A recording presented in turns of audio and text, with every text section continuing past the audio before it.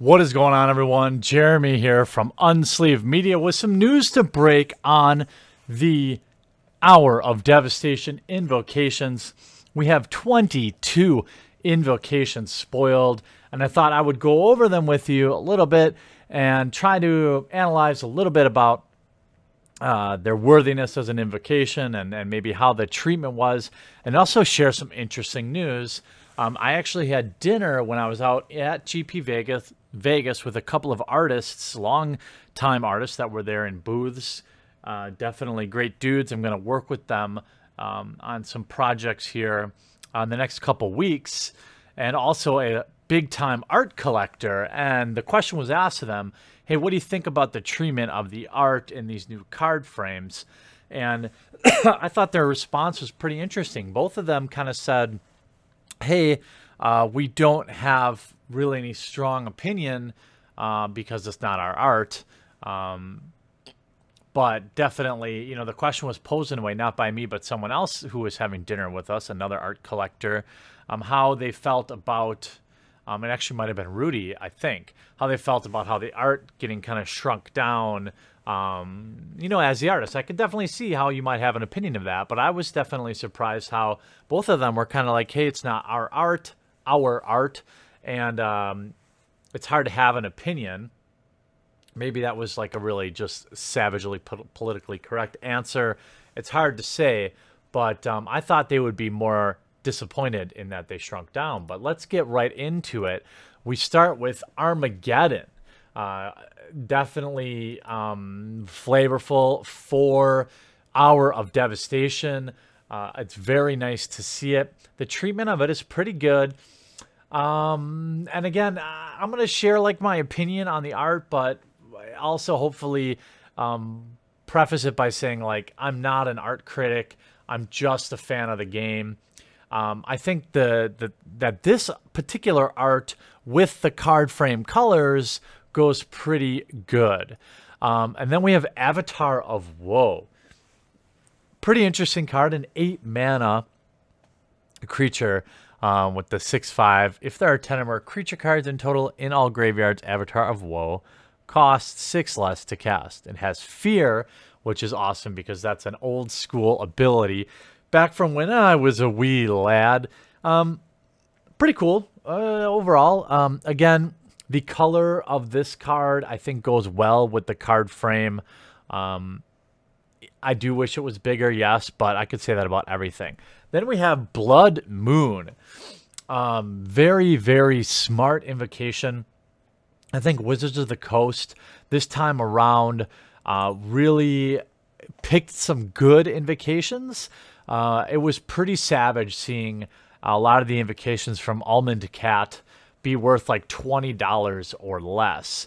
Undoubtedly, this Blood Moon, I think, will be worth a good chunk of money. And I think the art looks awesome. I think you have like this Blood River.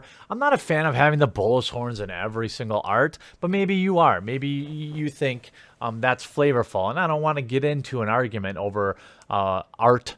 I'm just sharing my opinion of it, you know? This is obviously a Savage Hoser card. Well-known card that's needed reprint for a long time, and it fits right into kind of the qualifications you'd want to see of an invocation.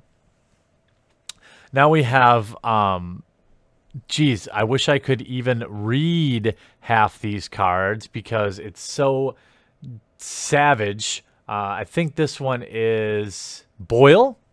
Yes, it is. And you might be looking at me like, geez, how do you not just know it's Boil by what the card says? Sorry. This is 3 in a run. Destroy all islands. Very cool card. I think this will definitely see some interesting reception. I don't know how expensive this card is off the top of my head in terms of needing a reprint, but it's flavorful, and I think it fits a set, and I do like how they have, you know, everything kind of on fire here. I think they did a pretty good job with the art. And again, because it doesn't have a lot of text, hopefully I'll be able to read it. Interesting anecdote. During the main event, the GP main event, limited main event, I was sitting next to a gentleman who was getting back into the game after a while. And he pulled, not only a Hazoret, if I remember right, but also a Hazoret Invocation, which was pretty savage. And he asked me, hey, what the hell does this even say? And he was legitimately asking because he had not played Magic in a really long time. Fortunately, I knew the card, and I was able to answer it. And then he even asked a judge, and the judge, who shall remain nameless, said, yeah, nobody can read those. So I thought that was pretty funny. Anyway, now we have Capsize. I do really like this art. 1 and 2 blue with the buyback of 3. Return target permanent to its owner's hand. I really feel like they did a good job on this one. I know I read I think Saffron was pointing out that he thought a lot of these cards looked the same, or the art could be interchangeable, and I guess I see that. Some of the stuff like Blood Moon is just obviously a Blood Moon. And by the way, I've put all these into an Imgur that I will link below, so you can kind of scroll through them. And also they are posted in the Unsleeved Media subreddit, which will be linked below, so we can have longer conversations. The Unsleeved Media private Facebook group did really well. A lot of people enjoyed it, and so I started a subreddit so we can talk there. So make sure you follow there so we can talk about a lot of things Magic, talk about upcoming topics as well. After Capsize, we have Choke. This is an interesting card. I do like the green treatment here. And Islands don't untap during the controller's next untap step. The art doesn't seem to fit that well to me. But again, like I said, these are just, a lot of these, to be honest, it's just my first impression of them. They've been spoiled while I was either in the air or sleeping, trying to get unjet-lagged. I don't know, it's only a 2-hour time difference for me, but it does not do great things for me. Then we have Damnation.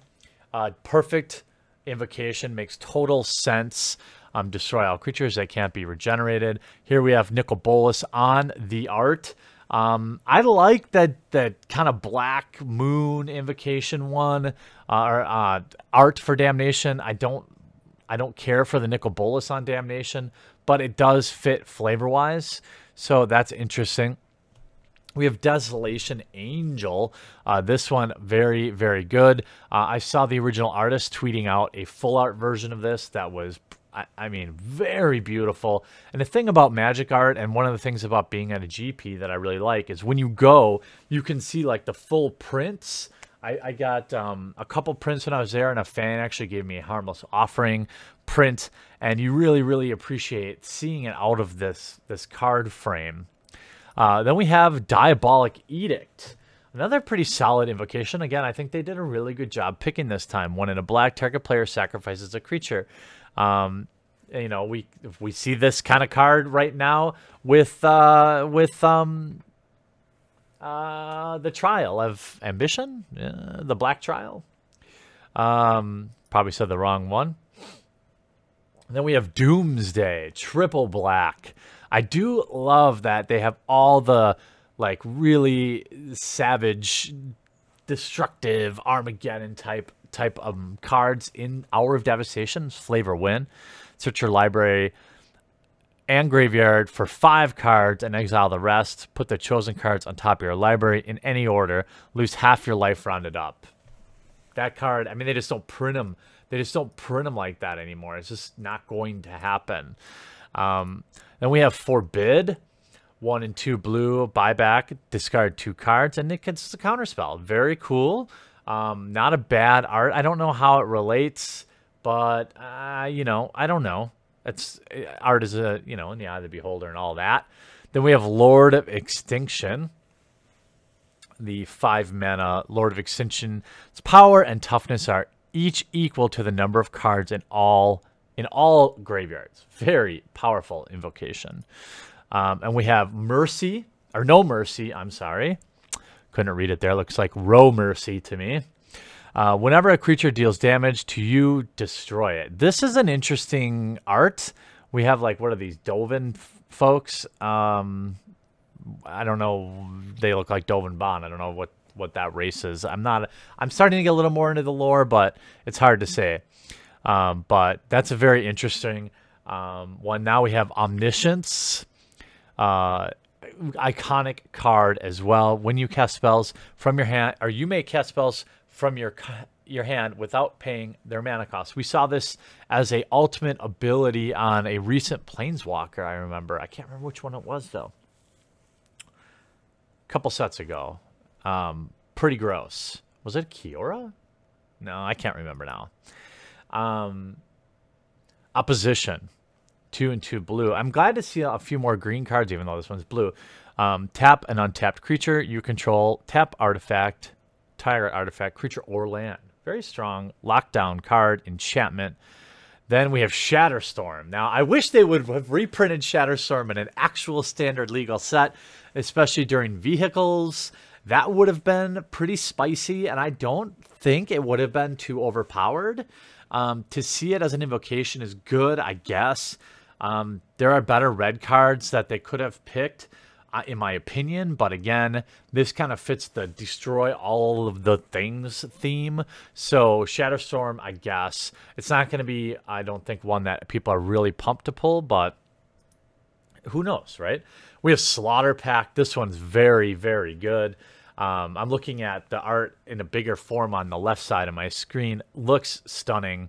Destroy target non-black creature at the beginning of your next upkeep. Pay 2 and a black if you don't lose the game. So the packs are all very, very powerful. Next up, we have Sundar. Another blue invocation. Return all lands to their owner's hands. Pretty savage if you're up ahead, right? If you're ahead and you play this card, gross. And I think they did a pretty good job with Sundar. It does kind of like torn asunder, kind of looks like that. Then we actually have the Scorpion God. Here we have the 5 mana 6/5 God. Some of these, you know, so we'll have some from like the regular set, and then obviously the reprint version of them. Invocations always print usually the gods from that set, as well as other legal versions, you know, standard legal versions, as well as some old reprints. So it was smart, and this will be the last set for a while. I heard they will be in Dominaria, I believe, but not in Ixalan, if that's right, if I'm remembering that correctly. Here we have whenever a creature with a -1/-1 counter on it dies, draw a card. You can pay 1 and a black and a green to put a 1/1 counter on another target creature. When Scorpion God dies, return it to its owner's hand at the beginning of the next end step. Very powerful. Very, very strong. Nice little combo with Apodera. All sorts of amazing things. This is going to be a very interesting card. Just to see people brew around and kind of have those theme decks built around. Then we have Thoughtseize. I did not see this one coming. This one, I think, was the biggest surprise to me. Blood Moon was right up there, too. I was really happy to see. One of those cards that not only was I surprised, but then I was also happy to see as an invocation. And I think this art really, really matches well. And I think Thoughtseize Invocation is going to be one of those ones that's in the $50, $75 range for a long time, because it almost feels like a hit in as an invocation is worth even more, because some of the other invocations that are good reprints that didn't look that good are like kind of depressed in their value. But again, that's just my opinion. Then we have Threads of Disloyalty. Another 1 and 2 blue. There are a lot of invocations that cost 1 and 2 blue. Enchant creature with converted mana cost of 2 or less. You control enchanted creature. Fine. And then number 22 of the invocations is we have Through the Breach. Very good looking art. Here you may put a creature card from your hand onto the battlefield. That creature gains haste. Sacrifice it at the end, or at the beginning of the next end step. And it also splice into Arcane, which is an old ability for 2 and 2 red. 22 invocations. I shared my thoughts on each one of these with you, but what I really want to know is, what do you think? And also, let's talk a little bit about how cutting off the invocations in every set, how do you feel about that? Are you happy? Are you sad? I actually did a video collab with another YouTuber on this topic, so I'll be interested to hear what you think, because it'll be on their channel. What do you think about the ones they've chosen? Are you excited? What invocation are you the most excited to pull? What one do you think looks the best? What one do you think looks the poopiest? Lots to talk about with these Hour of Devastation invocations. I hope you enjoyed this video. We'll talk to you again real soon.